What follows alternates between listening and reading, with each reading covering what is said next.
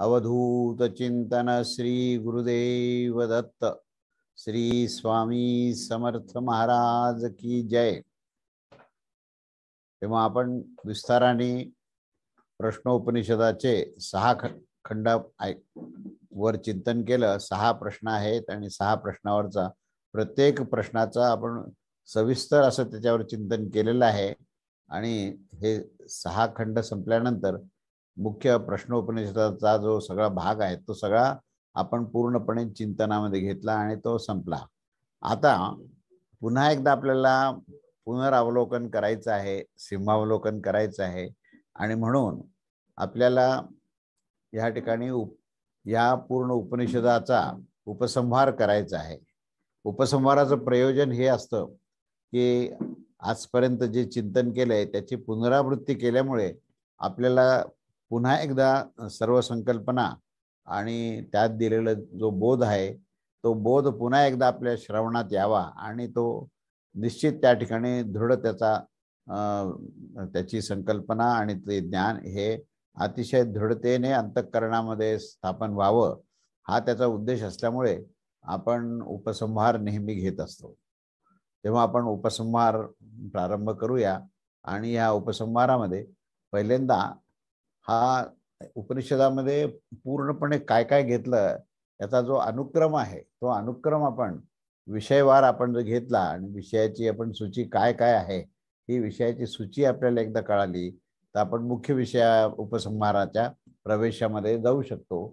तेव्हा या उपनिषदाचा प्रारंभ आपण शांतीपाठाने केला आणि त्यानंतर संबंध भाष्य काय आहे ते केलं आणि मग प्रथम प्रश्न, कारण ह्याच्यामध्ये 6 प्रश्न आहेत आणि त्या 6 प्रश्नामध्ये प्रत्येक प्रश्नाचा विस्तार केलेला आहे। तेव्हा प्रथम प्रश्नामध्ये सुकेशा इत्यादीची ही गुरुच्या संबंधामध्ये 6च्या 6 आहे ऋषिकुमार हे त्या ठिकाणी गेले आणि त्यानंतर यांनी गुरु जे आहेत पिप्पलाद मुनी त्यांनी असं सांगितलं की तुम्ही सर्व 1 वर्ष सेवा करा आणि त्याच्यानंतर तुमचे जे काही जिज्ञासा राहील त्या जिज्ञासाचं मी उत्तर द्यायला सुरू करेन।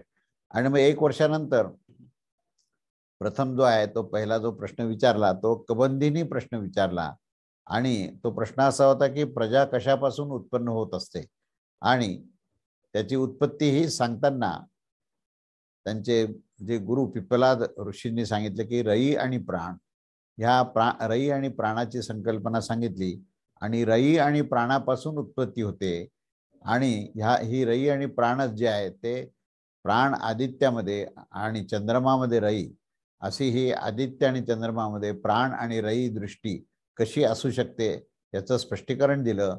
त्याच्यानंतर पुढे हे रई आणि प्राण कुठे कुठे आहेत आणि त्यांच्या अधिष्ठानाला तो प्रजापती कसा आहे हे सांगताना तिथे संवत्सरामध्ये प्रजापतीची दृष्टी दिलेली आहे। आदित्याचे सर्वाचं अधिष्ठान असलेला आदित्य सांगितलं आहे आणि पुढे मास पक्ष वगैरे हे सांगून त्या मासामध्ये सुद्धा तो प्रजापती कसा आहे ह्याची दृष्टी दिलेली आहे। दिन आणि रात्र ह्याच्यामध्ये प्रजापतित्व कसं आहे हे सांगितलं आहे। अन्नामध्ये प्रजापती कसा आहे हे सांगितलं आहे आणि प्रजापतीच्या व्रताचं फल काय आहे हे सांगताना हे उत्तर मार्ग अवलंबन करून त्याची उत्तम गती कशी मिळेल हे सांगितलं आहे। ह्या पहिल्या प्रश्नानंतर द्वितीय प्रश्न हा भार्गवाचा प्रश्न आहे आणि त्यांनी जो प्रश्न विचारला आहे की ह्या प्रजेच्या आधारभूत कोण कोण देवगण आहेत, शरीराच्या आधारभूत म्हणजे आकाशादी तत्वाचे हे कोण कोण देवगण आहेत। प्राणाचं प्राधान्य दाखवणारी पुढे आख्यायिका सांगितली आहे। प्राणाचं सर्व श्रेयत्व सांगितलं आहे आणि त्यानंतर सर्व देवदेवतांना ते मान्य होऊन त्यांनी प्राणाची स्तुती केली आहे।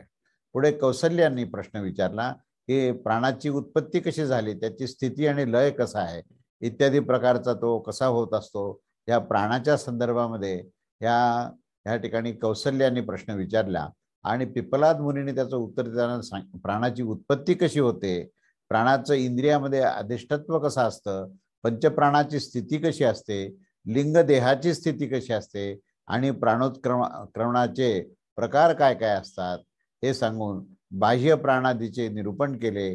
आणि मरणकालीन संकल्पाचं फल काय आहे हे सांगितलं. असा हा तिसरा प्रश्न झाला. चतुर्थ प्रश्नामध्ये गार्ग्याचे प्रश्न आहेत. याच्यामध्ये सुषुप्तीमध्ये कोण निद्रिस्त होत असतं आणि कोण जागृत असतं. सुषुप्ती म्हणजेच निद्रा अवस्था. त्या निद्रा अवस्थामध्ये प्रत्यक्ष निद्रेमध्ये कोण जातं आणि त्या निद्रा अवस्थेत सुद्धा कोण जागृत असतं असा प्रश्न आहे. या इंद्रियाचे लयस्थान जो आत्मा आहे तो आत्म्याच्या संदर्भात इथे विवेचन केले आहे. सुषुप्तीमध्ये जागणारा जो आहे तो प्राण हा गार्हपत्य अग्नीच्या रूपाने असतो आणि प्राणाग्नीचे जे ऋत्विक असतात ते कसे असतात त्याचं वर्णन केलेलं आहे. आणि त्याच्यानंतर स्वप्नदर्शनाचं विवरण केलंय. स्वप्नदर्शनाचं विवरण झाल्यानंतर पुन्हा एकदा सुषुप्तीचं निरूपण केलंय आणि सुषुप्तीमध्ये जीवास परमात्मा प्राप्ती कशा प्रकारे होऊ शकते हे सांगून शेवटी अक्षर ब्रह्माचं हे ज्ञान त्या ठिकाणी दिलेलं आहे. असा तो चौथा प्रश्न संपला. आणि पंचम प्रश्नामध्ये सत्यकामाचा प्रश्न आहे. सत्यकामाने ओंकार उपासनेबद्दलचा प्रश्न विचारला आहे की ओंकाराची उपासक कसे असतात, कोणत्या प्रकारचे लोक त्यांना पुढे प्राप्त होतात आणि ओंकारापासून जे प्राप्तव्य पर आणि अपर ब्रह्म हे दोन्ही हे कशा प्रकारचं असतं. एक मात्रेच्या विशिष्ट उपासनेचं फल काय आहे, द्विमात्रेच्या विशिष्ट ओंकार उपासनेचं काय फल आहे आणि तिन्ही मात्रेचं विशिष्ट ओंकाराचं उपासनेचं काय फल आहे आणि त्या ओंकाराच्या ह्या तिन्ही मात्राची विशेषता काय आहे. ऋग आदी म्हणजे ऋग्वेद, यजुर्वेद, सामवेद आणि अथर्ववेद अशा प्रकारचे चारी वेद हे ओंकारापासूनच प्राप्त होणारे कसे आहेत आणि त्याच्या पुढे तो लोक काय प्राप्त होतो हे ओंकार उपासनेबद्दलचा हा पाचवा प्रश्न आहे. आणि त्यानंतर सहाव्या प्रश्नाबद्दल ते सुकेशाचा प्रश्न आहे शेवटी की 16 कला असणारा तो पुरुष कोण आहे आणि त्याच्यावर पिपलादाचं उत्तर देताना तो पुरुष ह्या आपल्या शरीरामध्ये स्थित असतो. ईक्षणपूर्वक सृष्टी कशी आहे, सृष्टीचा क्रम कसा म्हणतो, नदीच्या दृष्टांतांनी संपूर्ण जगताचे हे पुरुषोत्तमाचं आश्रय हे कसं आहे याचं प्रतिपादन केलं आहे. आणि नंतर मरण दुःखाच्या निवृत्तीमध्ये तो जो परमपुरुषाची प्राप्ती झाल्यानंतर तो सर्व मृत्यूच्या दुःखापासून निवृत्त कसा होतो आणि हाच तो परमात्म्याच्या ज्ञानाचा उपयोग आहे. आणि ह्या उपदेशाचा शेवटी उपसंहार करून त्याची आचार्यांची स्तुती करून आचार्यांची वंदना केली. असा हा एकंदरीतच हा विषय आपण घेतलेला आहे. पुढचा आता आपण मुख्य विषय पाहूया. आता आपण प्रश्नोपनिषदाचा प्रत्यक्ष उपसंहार करू. आता मी फक्त त्याच्यातला अनुक्रम काय आहे, 6 प्रश्न काय विचारले, उत्तर काय दिले, त्या अनुक्रमाचा फक्त भाग घेतला. आता प्रत्यक्ष आपण प्रश्नोपनिषदाचा उपसंहार करू की हे जे प्रश्न उपनिषद आहे हे मुळातूनच अथर्व वेदातलं आहे. आणि अथर्व वेदामध्ये ज्या वेदाच्या संहिताचा जेव्हा अर्थ सांगितला जातो तो ब्राह्मण ग्रंथामध्ये सांगितला जातो आणि ब्राह्मण भागाच्याच अंतर्गत हे ब्राह्मण उपनिषदही याला म्हणतात. तोच तो प्रश्न उपनिषद आहे. आणि त्या ब्राह्मण उपनिषदामध्ये या प्रश्न उपनिषदाचा समावेश असून प्रस्तुत उपनिषदामध्ये परा आणि अपरा ह्या दोन्ही विद्येचं विवेचन या ठिकाणी केलेलं आहे. आणि या उपनिषदांचे जे आहेत एकूण 6 खंड आहेत. प्रत्येक खंडामध्ये एक ऋषींनी एक प्रश्न विचारले आहेत आणि त्याचं समाधानही हे पिपलाद ऋषींनी मांडलेलं आहे. पिपलाद महर्षीच्या आश्रमात ह्या 6 ऋषींनी आपल्या जिज्ञासेस उत्तर मिळवण्यासाठी येतात. पण महर्षी त्यांना 1 वर्षपर्यंत गुरुसेवा केल्यावर आणि ब्रह्मचर्य सदाचाराचं पालन केल्यानंतर जी जिज्ञासा शेवटी राहील ती विचारा असं सांगितल्यावर त्यांनी 1 वर्षपर्यंत गुरु आज्ञेच्या अनुसार ब्रह्मचर्य व सेवा केल्यानंतर एकेकाने महर्षीस प्रश्न विचारले आणि त्यांना ते उत्तरही प्राप्त झाले. या सहाही पृथक संवादाने या उपनिषदाचे हे 6 प्रश्न या उत्तरात आहेत. आणि म्हणून हे प्रश्नोपनिषद हे अशा प्रकारे तयार झालेलं. आता आपण प्रत्येक प्रश्नाचं या ठिकाणी आणि प्रत्येक जो मंत्र आहे त्याचा आपण संदर्भ घेऊन आपण आता सांगायला सुरू करू. तर प्रथम प्रश्न त्यामध्ये पहिला मंत्र असा आहे की ओम या परमेश्वराचं नाम संबोधनाने हे उपनिषद प्रारंभ केले आहे. आणि भारद्वाज जो आहे तो भारद्वाजाचा जो भरद्वाजाच्या वंशातला असणारा सुकेशा आणि शिबी कुमार व सत्यकाम, पुढे गर्ग गोत्रामध्ये उत्पन्न झालेला सौर्याणी, कौशल्य देशी अश्वलायन आणि विदर्भ निवासी भार्गव, तसेच कात्य ऋषीचा प्रपौत्र कबंद, असे हे 6 ऋषी आहेत. आणि त्यांनी ते सर्वच हे वेदपरायण होते आणि त्यांची वेदावरची अत्यंत निष्ठा होती. ते सर्वच परब्रह्म परमेश्वराचा शोध घेणारे आणि शोध घेत घेत ते पिपलाद ऋषींच्या आश्रमात त्या हाती संविधा घेऊन आले होते. तेव्हा त्या सुकेशा आणि इत्यादी 6 ऋषीगणांना ते प्रसिद्ध पिपलाद ऋषी म्हणाले की तुम्ही लोक पुन्हा श्रद्धेने ब्रह्मचार्य पालन करत, तपस्या करत 1 वर्षानंतर येथे यथायोग्य निवास करा आणि त्यानंतर आपले प्रश्न विचारा, मी उत्तर देईन. आणि त्यानंतर त्यापैकी कात्य ऋषीचे प्रपौत्र कबंदी यांनी पिपलाद ऋषींच्या समीप जाऊन असा प्रश्न विचारला की हे भगवान, कोणत्या प्रसिद्ध आणि सुनिश्चित कारणा विशेषाने हे संपूर्ण प्रजा आणि हे नाना रूपाने ती निर्माण होते ते मला सांगा. त्यावर कबंदाला ते प्रसिद्ध महर्षी पिपलाद म्हणाले की निश्चितच ही प्रजा उत्पन्न करण्याच्या इच्छा असणारा तोच प्रजापतीच आहे. त्यांनीच तपश्चर्या केली आणि तप करून त्यांनी सृष्टी निर्माण करण्यास आरंभ केला. आणि त्यावेळेस प्रथम त्याने एकतर रई म्हणजे चंद्रमा आणि दुसरा प्राण म्हणजे सूर्य असणारे जे युगुल आहे ते युगलांना त्यांनी उत्पन्न केलं. आणि त्यांना उत्पन्न करण्याचा उद्देश असा होता की हे दोघे मिळून विभिन्न प्रकारच्या प्रजेची उत्पत्ती करू शकतील. तेव्हा हे निश्चितच आहे की सूर्यच प्राण आहे आणि चंद्रमाच रई आहे. जे काही आकार धारण करणार आहे ते पृथ्वी, जल, तेज, निराकारी वायू व आकाश हे सर्व काही रई आहे. आणि त्यामुळे मूर्त मात्र दृश्यमान असणारं जे काही सर्व आहे ते सर्व रई आहे. तेव्हा रात्रीनंतर उदय होणारा जो सूर्य आहे तो सूर्य पूर्व दिशेतून प्रवेश करीत स्वतःच्या प्रभावाने पूर्व दिशेतील प्राणास आपल्या किरणात धारण करत असतो. आणि तसेच तो दक्षिण दिशेस, पश्चिम दिशेस, उत्तर दिशेस, अध दिशेस आणि ऊर्ध्व दिशेस, मध्यभागास व अन्य सर्वच भागात तो प्रकाशित करत असतो. आणि त्याच्याच प्रभावाने संपूर्ण जगास, संपूर्ण जगताच्या प्राणास आपल्या किरणात तो धारण करत असतो. तेव्हा प्राणाच्या शरीरामध्ये जो वैश्वानर नावाचा आणि बोलण्यात येणारा जो जठराग्नी आहे, ज्याच्या प्रभावाने अन्नाचे पचन होत असते, तो सूर्याचाच अंश आहे. आणि जो प्राण, अपान, समान, व्यान, उदान या 5 रूपाने विभक्त प्राण असतात तो देखील या उदयास येणाऱ्या सूर्याचाच अंश आहे, म्हणजे तो सूर्यच आहे. हीच गोष्ट पुढील ऋचामध्ये समजावून सांगितली आहे. ती अशी की संपूर्ण रूपाचे केंद्र, सर्वज्ञ, सर्वाधार, सर्व प्रकाशक, तप्त होणाऱ्या किरणांनी युक्त असलेल्या त्या सूर्यास अद्वितीय असे दाखवत असताना हा सहस्त्र किरण असणारा जो सूर्य आहे तो शेकडो प्रकाराने कार्यरत होत असतो.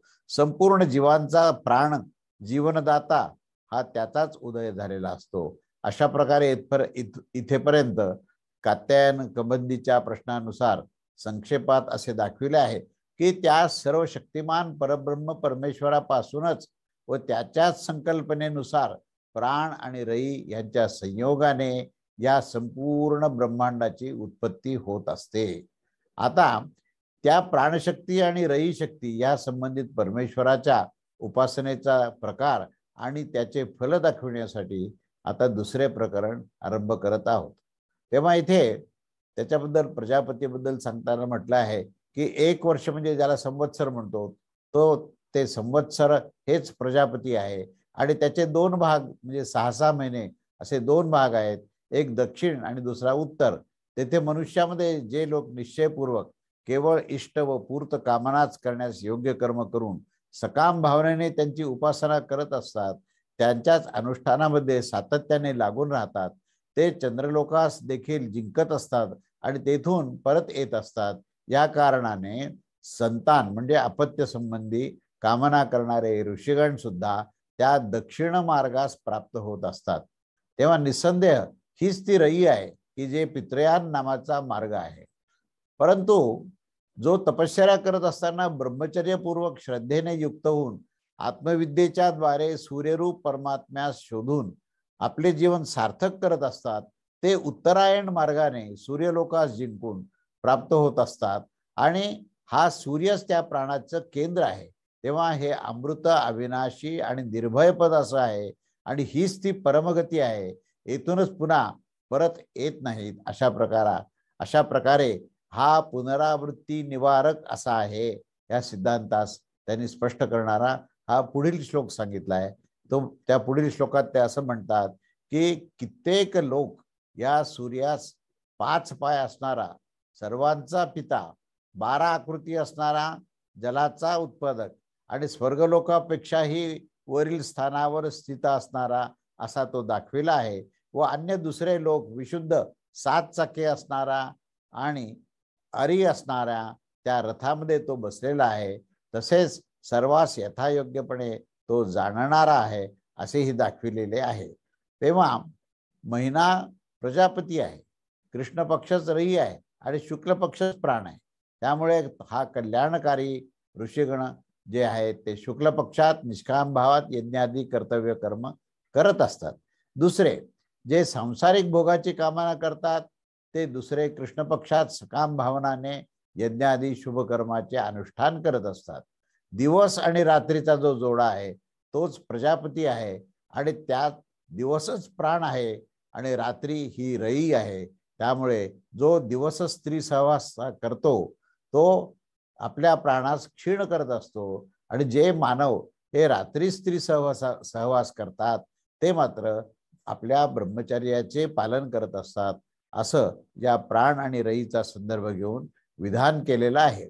तेव्हा पुढे असं म्हणतात की अन्नच प्रजापती आहे, कारण त्याच्यापासून वीर्य उत्पन्न होतं आणि त्या वीर्यापासूनच संपूर्ण चराचर प्राणी उत्पन्न होत असतात. त्याच्या पुढे पूर्वी दाखविलेले 2 प्रकारच्या साधकास मिळणाऱ्या पृथक पृथक फलांचे वर्णन करत आहेत.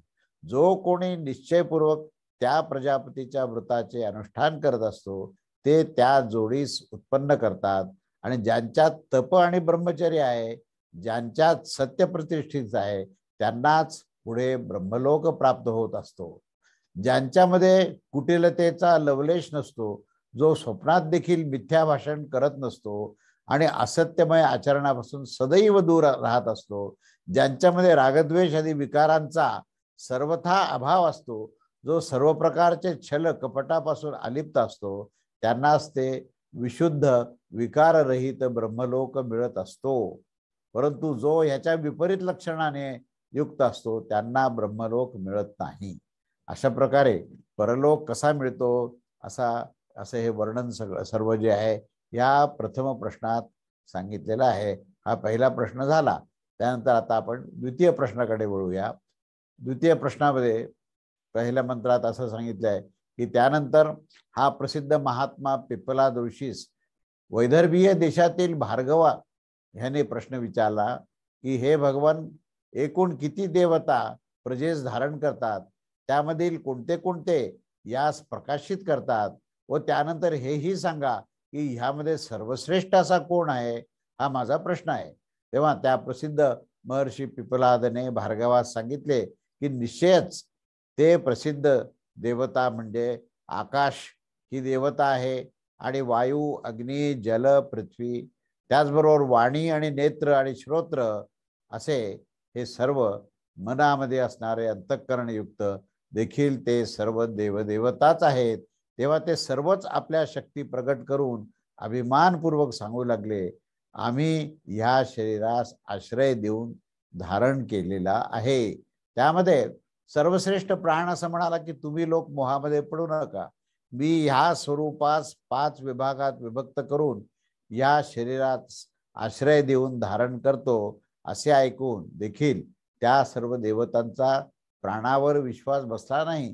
तेव्हा प्राण अभिमानपूर्वक समजा की त्या शरीरापासून वर आणि बाहेर जेव्हा निघाला तेव्हाच त्याचबरोबर अन्यही सर्व शरीराच्या बाहेर निघू लागले आणि जेव्हा तो प्राण पुन्हा एकदा परत शरीरामध्ये वापस आल्यावर अन्य सर्वच देवता देखील पुन्हा एकदा शरीरात येऊन स्थित झाले. तेव्हा ज्याप्रमाणे मधाच्या मोहळावरील मधमाशा आपल्या प्रमुखास बाहेर पडत असताना पाहतात, त्याचबरोबर सर्वच मधमाशा बाहेर निघून जातात आणि नंतर प्रमुखाच्या परत आल्यानंतर तेथे मोहळावर पुन्हा एकदा या सर्व मधमाशा परत फिरून मोहळावर येऊन बसतात. अशाच प्रकारे ही स्थिती आहे. तेव्हा सर्वच देवतांची ही स्थिती होत असते. तेव्हा वाणी, नेत्र, श्रोत्र आणि मन हे सर्वच प्राणाच्या श्रेष्ठतेचा अनुभव प्राप्त करून घेत असतो. प्रसन्नतेने प्राणाची ते आता स्तुती करू लागले. प्राणासच परमेश्वराचे स्वरूप मानून उपासना करण्यासाठी सर्वात्मा रूपात महत्त्व दिले जाते.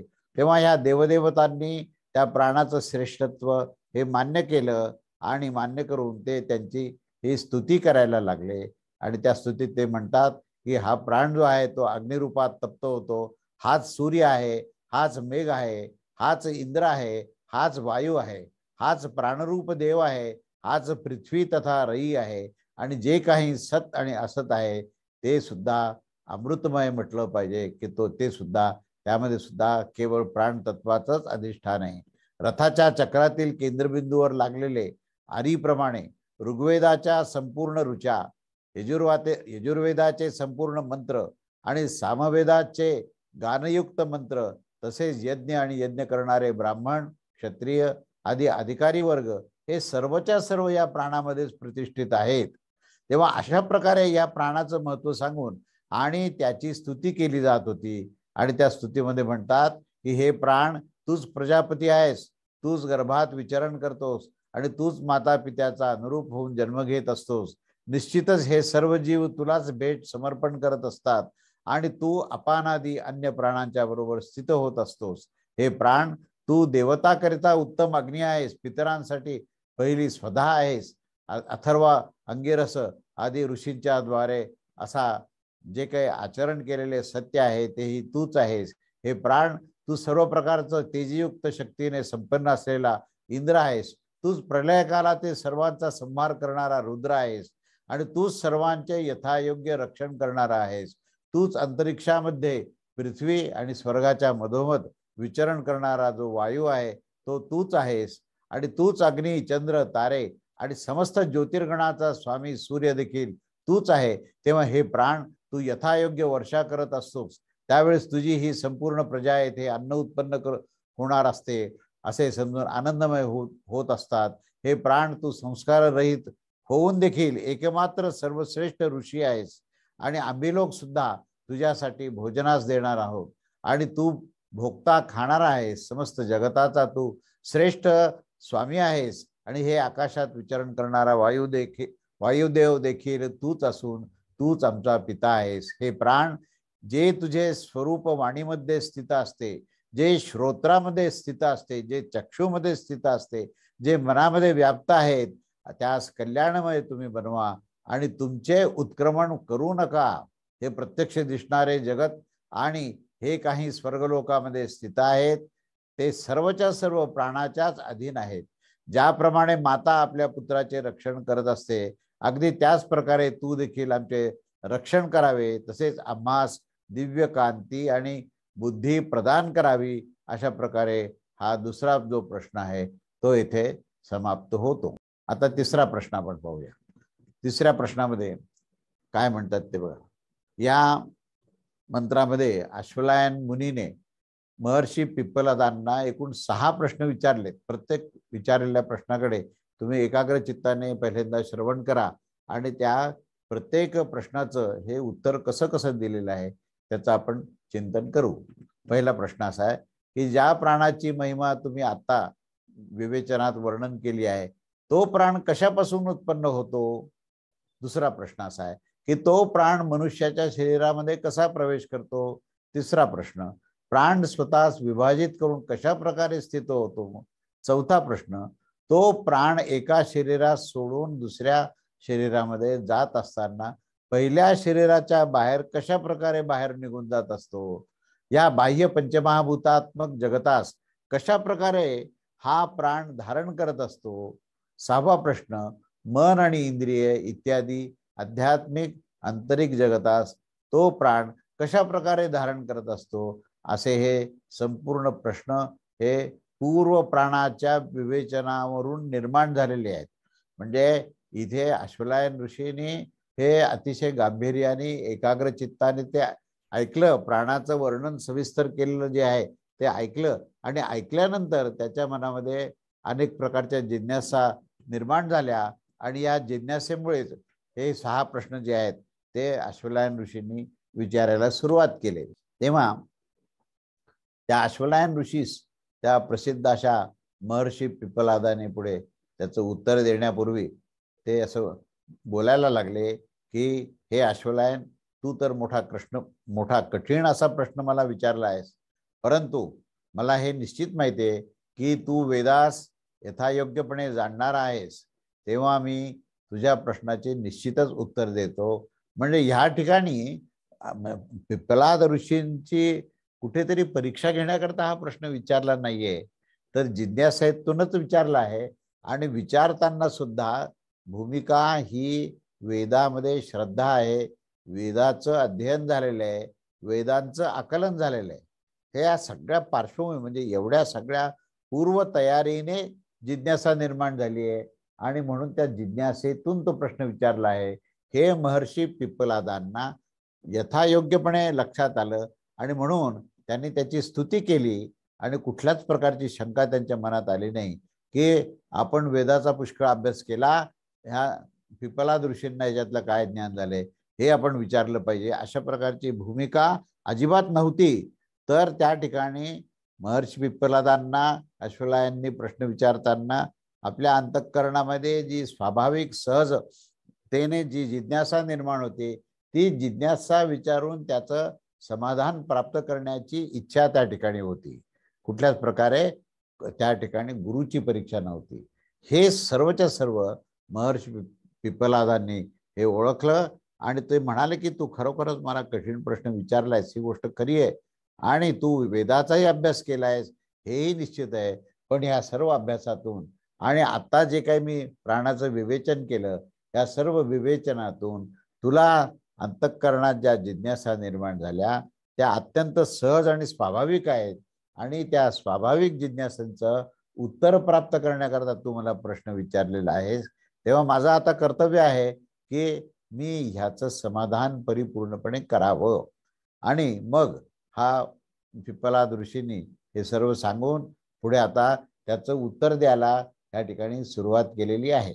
तेव्हा ते म्हणतात की हा जो प्राण आहे ना, तो परमेश्वरापासूनच, परमात्म्यापासूनच उत्पन्न होत असतो. ज्या प्रकारे ही सावली पुरुषाच्या अस्तित्वानेच उत्पन्न होत असते, त्याच प्रकारे हा जो प्राण आहे तो प्राण परमात्म्याच्याच आश्रित आहे आणि या शरीरामध्ये मनाच्या केलेल्या संकल्पानेच तो प्राण शरीरामध्ये प्रवेश करत असतो. म्हणजे इथे दोन प्रश्नाचं उत्तर दिलंय की पहिला जो प्रश्न आहे तो निर्माण कसा होतो, उत्पन्न कसा होतो, तर तो परमात्म्यापासूनच उत्पन्न होतो आणि तो त्या शरीरामध्ये कसा प्रवेश करतो, तर त्या मनामध्ये जी संकल्प जो केलेला होता त्या संकल्पाने तो प्राण या नूतन शरीरामध्ये प्रवेश करतो, असं या दोन्ही प्रश्नाचं उत्तर दिलेलं आहे.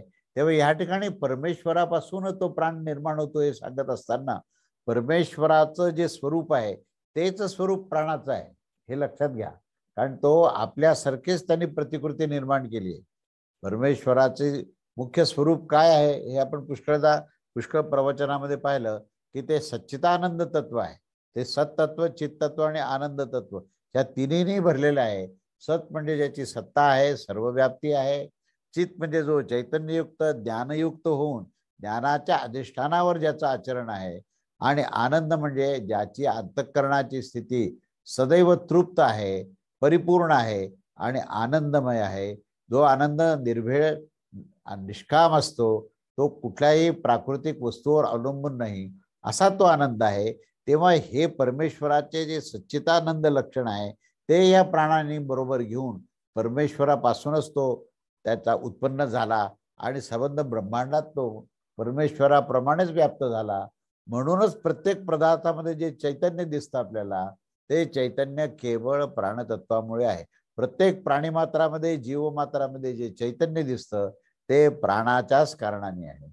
म्हणून तो प्राण जो आहे तो प्रत्यक्ष परब्रह्म परमेश्वराचंच तो प्रतिनिधित्व करतो आणि तोच ह्या संबंध ब्रह्मांडाच्या संबंध वस्तूमध्ये आणि संबंध जीवमात्रामध्ये, प्राणीमात्रामध्ये तो प्रवेश करून तो कार्यरत होतो, असं या ठिकाणी प्रस्थापित होतं. ही उत्पत्तीची स्थिती सांगून त्यांनी सांगितलं हा जो प्राण आहे तो जीवात्म्याला घेऊन प्रवास करत असतो.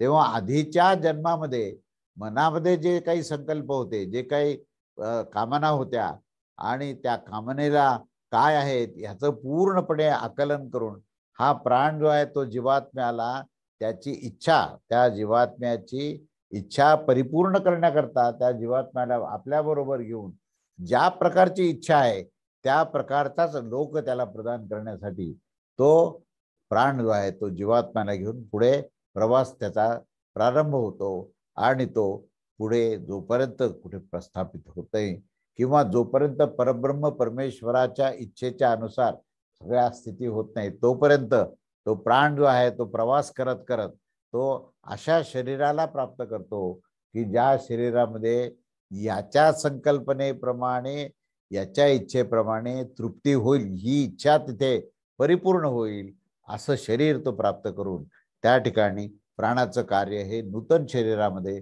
प्रारंभ होतं. असं या दोन प्रश्नाचं त्याचं उत्तर आहे. त्यानंतर अश्वलायनाचं जे पुढचा जो प्रश्न आहे त्याच्यामध्ये तो विस्ताराने सांगताना ते असं म्हणतात की ज्या प्रकारे चक्रवर्ती महाराज स्वतः जाऊन आपल्या अधिकाऱ्यास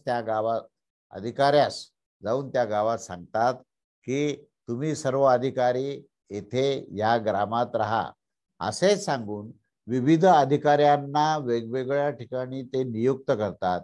त्याच प्रकारे हा जो मुख्य प्राण आहे तो मुख्य प्राण दुसऱ्या प्राणास म्हणजे आपल्यामधूनच निर्माण केलेले आपले जे प्रतिनिधी आहेत त्या प्रतिनिधीला ते आपल्यामधूनच निर्माण करून त्यांना सांगतात की तुम्ही आता विभिन्न विभागामध्ये तुम्ही ह्या शरीरामध्ये विभिन्न विभागात स्थापन व्हा. असं तो प्राण जो आहे तो आपल्यामध्येच तो विभाग तयार करतो आणि 5 विभाग तयार करून तो शरीराच्या 5 विभागामध्ये त्यांना प्रस्थापित करतो आणि मग तो जो मुख्य प्राण जो आहे तो आपल्या सहित 5 प्राणांना प्राण अपान व्यान उदान समान तर ह्या सर्वांना तो कार्य देत असतो. पुढे असं म्हणतात की हा जो मुख्य प्राण आहे तो मुख्यतः अपान आणि समान म्हणजे प्राणासहित स्वतः प्राणासहित प्राण अपान आणि समान या तिघांचे वस्तिस्थान आणि त्यांचे कार्य त्यांनी ते दाखविले आहे. तर तो जो प्राण आहे तो गुदा आणि उपस्थ मध्ये अपान रूपात धारण करतो. पुढे तो नेत्र श्रोत या दोन्हीमध्ये तो प्राणरूपात धारण करतो आणि प्रथम मुखाद्वारे तो प्रवेश करून तो पुढे त्या नेत्रामध्ये आणि त्या सर्व इंद्रियामध्ये कर्मेंद्रिय ज्ञानेंद्रियामध्ये तो प्रवेश करत असतो. पुढे शरीराच्या अगदी मध्यभागी हा समान नावाचा प्राण राहत असतो आणि हा समान वायूच या प्राणाग्नीमध्ये हवन केल्यानंतर अन्नास समस्त शरीरामध्ये यथायोग्य समभावाने पोहोचत असतो. म्हणजे आपल्या जठरामध्ये ज्यावेळेस अन्न प्राप्त होतं त्यावेळेस त्या अन्नामध्ये तो समान वायू जो आहे तो अग्निरूपामध्ये त्या ठिकाणी प्राप्त होऊन त्या अन्नाचं पचन करून त्याचं रक्तामध्ये त्याचं परिवर्तन करून ते रक्त जो आहे तो समान पद्धतीने समभावाने सर्व शरीरामध्ये पोहोचवण्याचं काम हा समान प्राण करत असतो. तेव्हा त्याच्यापासून या 7 ज्वाला म्हणजे 7 विषयांना आकर्षित करून तो वरच्याद्वारे पुढे कसा जातो ते पहा. तेव्हा या प्रसिद्ध असलेल्या हा जो जीवात्मा आहे तो या हृदय देशात राहत असतो. या हृदयामध्येच हा मूलरूपात 100 नाड्यांचा समुदाय असतो. त्यापैकी एक नाडीमध्ये 100 शाखा आहेत. प्रत्येक नाडीला 100 शाखा आहेत आणि एकूण 100 नाड्या आहेत आणि त्या प्रत्येक शाखा नाडीमध्ये पुढे 72 हजार ह्या प्रतिशाखा ह्या पुढे विभागलेल्या अशा नाड्या आहेत आणि ह्यांच्यामध्ये हा पुढे व्यानवायू हा विचरण करतो. व्यानाचं जे काही कार्य आहे ते कसं आहे तर त्या हृदयातून निघालेल्या 100 नाड्या प्रत्येक 100 नाडीच्या प्रत्येक नाडीमध्ये पुढे 100 नाड्या आणि त्या 100 नाडीच्या प्रत्येक नाडीमध्ये 72 सहस्त्र ह्या प्रतिशाखा नाड्या अशा निर्माण होऊन या संबंध शरीरात व्यानवायूच्या माध्यमातून त्या कार्यरत असतात. असा हा चौथा प्राण झाला. आता शेवटी हा उदान हा शेवटचा 5वा प्राण आहे. त्या 5व्या प्राणाबद्दल ते सांगतात की आता हा उदान वायू म्हणजे उदान प्राण जो आहे तो स्थान आणि कार्य दाखवत असतो. त्याच्यामध्ये अश्वलायनांनी चौथ्या प्रश्नाचं उत्तर देखील इथे दिलेलं आहे, की जी एक नाडी ज्याच्याद्वारे उदान वायू वरच्या दिशेने, कारण 100 नाड्या ह्या खाली जातात तिथे व्यानवायू हा कार्यरत आहे, तर उदान जो आहे तो ऊर्ध्व दिशेने एकच नाडी वर जाते आणि त्या एका नाडीमध्ये तो उदान वायू वरच्या दिशेने विचरण करत असतो.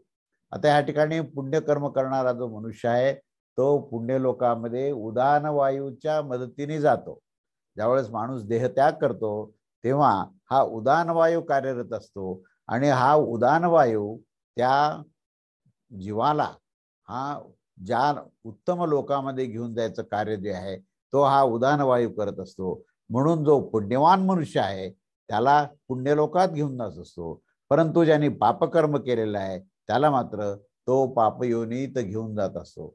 आणि पाप आणि पुण्य पुण्य हे दोन्ही प्रकारच्या कर्माद्वारे असतो जीवास मनुष्याच्या शरीरात परत एकदा घेऊन येत असतो.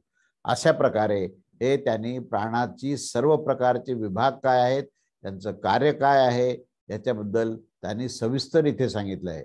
आता 8व्या आणि 9व्या मंत्रामध्ये अश्वलायनाच्या या 5व्या व 6व्या प्रश्नाचं पुढे उत्तर दिलेलं आहे. त्या जीवात्म्याचा प्राण आणि इंद्रियासहित एका शरीरातून दुसऱ्या शरीरामध्ये जाण्यासंबंधी हे पुढे स्पष्ट केले आहे.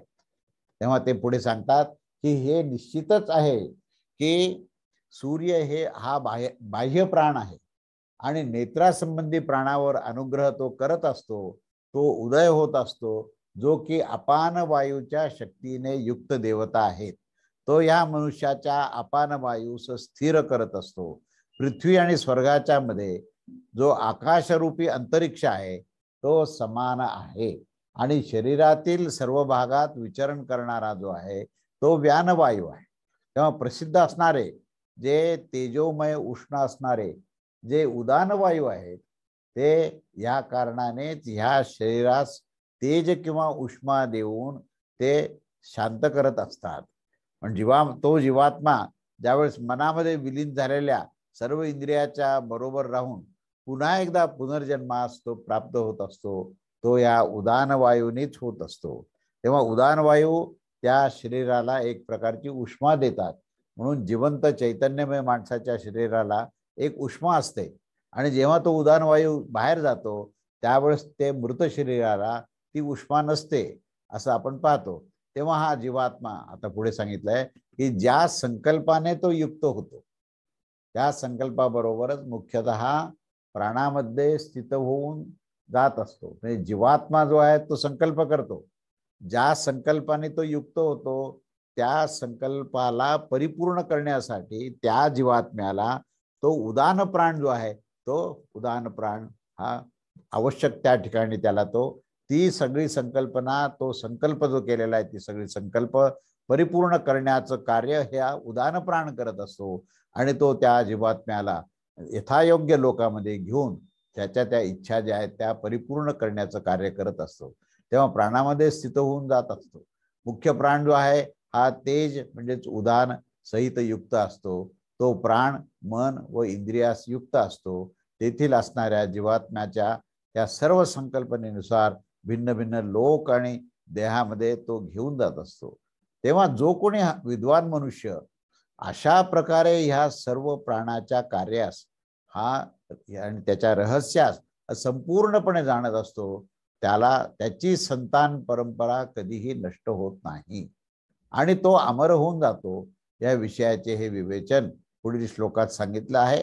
तेव्हा हा 12वा श्लोक असा आहे की प्राणाची उत्पत्ती, त्याचं आगमस्थान आणि त्याची व्यापकता देखील तसेच बाह्य व आध्यात्मिक ह्या 5 भेदांची पण यथायोग्य जाणीव व त्याचे ज्ञान जाणून मनुष्य अमृत तत्वाचा अनुभव घेत असतो. तेव्हा हे सर्व जाणून अमृताचा अनुभव कसा करत असतो ही पुनरावृत्ती या प्रश्नाची समाप्ती करते. पुन्हा पुन्हा तो सांगून या ठिकाणी या प्रश्नाची समाप्ती होते आणि ह्या ठिकाणी प्राणाचं संपूर्ण रहस्य इथे विवेचन केलेलं आहे. त्या विवेचनामध्ये आपल्याला अनेक प्रकारचा बोध घेता येतो आणि तो जो बोध आहे तो म्हणजे प्राणतत्वाची ही संबंध ही जी तत्वरहस्य जे आहे ते तत्वरहस्य आपल्याला ह्या ठिकाणी कळू शकतं आणि त्यामुळे ह्या 3ऱ्या प्रश्नावर अतिशय एकाग्रता करून हा पुन्हा पुन्हा तो श्रवण करावा आणि त्याचा संबंध आपल्या नित्य जीवनाशी कसा आहे, त्याचा संबंध ह्या जीवात्म्याच्या पलीकडे जाऊन या परलोकामध्ये परत तो कसा कसा जातो हे आपल्याला समजणं आवश्यक आहे. आणि ते समजलं म्हणजे आपली साधना ही यथायोग्य दिशेने होईल. तेव्हा आपण हे 3 प्रश्न आज पूर्ण केले. आता चतुर्थ प्रश्न, पंचम प्रश्न आणि षष्ठम प्रश्न हा आपण पुढच्या रविवारी घेऊन आपण हा उपसंहार पुढच्या रविवारी परिपूर्ण करूया. अवधूत चिंतन. श्री गुरुदेव दत्त. श्री स्वामी समर्थ महाराज की जय.